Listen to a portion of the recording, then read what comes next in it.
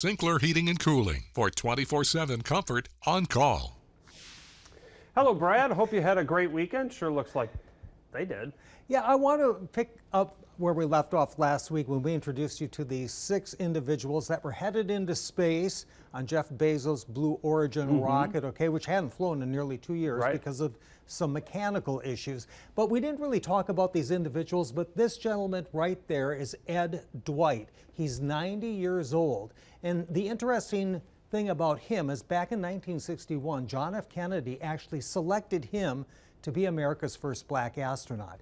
Of course, there were a lot of shufflings going on with astronauts and different space programs and different attempts and everything, and he never really had the opportunity to fly into space with NASA, but he did have the opportunity to fly yesterday along with these other 5 people, and they did indeed take off yesterday morning in Jeff Bezos' rocket. And 11 minutes later, they came back down. They rose to a height Don't blink, you might miss it. They rose to a height of about 62 miles. They had a few minutes of weightlessness. There was one little weird thing that happened. There's supposed to be 3 parachutes to bring them down. One sort of only partially open. So it was a little bit of a rough landing, but everybody's okay. And a side note, Ed Dwight, the gentleman I showed you before, is now the oldest person to travel into space. You may remember there was one other 90-year-old. Who was it? Do you remember?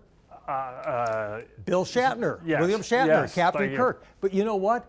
Shatner is 2 months younger than Mr. Dwight. But think about it, Chris. There have now been 2 gentlemen aged 90 to go into space. That's pretty good. Even only for a few minutes.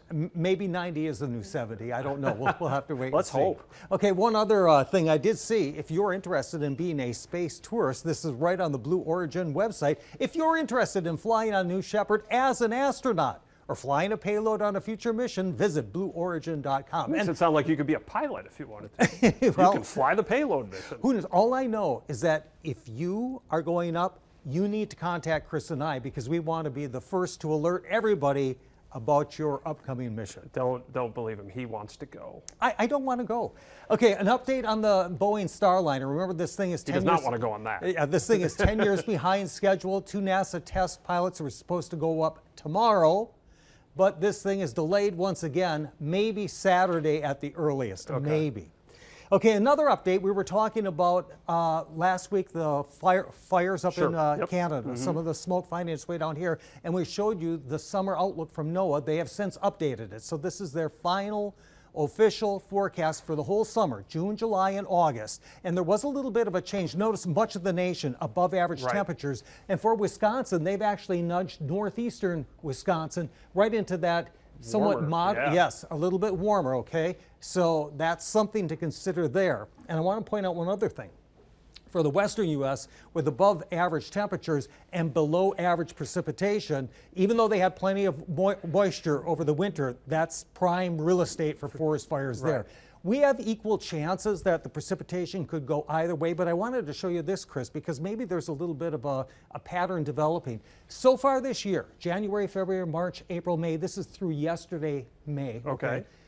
Notice that every single month, temperatures have been much warmer than average, okay? So our temperatures will be probably warmer this summer. How about precipitation? If you add that all together, we're actually 3/4 of an inch above average, okay? Last year, May, June, July, August, all drier than average. But now maybe it'll be a warmer, wetter summer, maybe. It looks like maybe that's a trend. We'll see. Sounds like mosquitoes to me. It sure does. All right, Brad, thanks so much. We'll see you again tomorrow.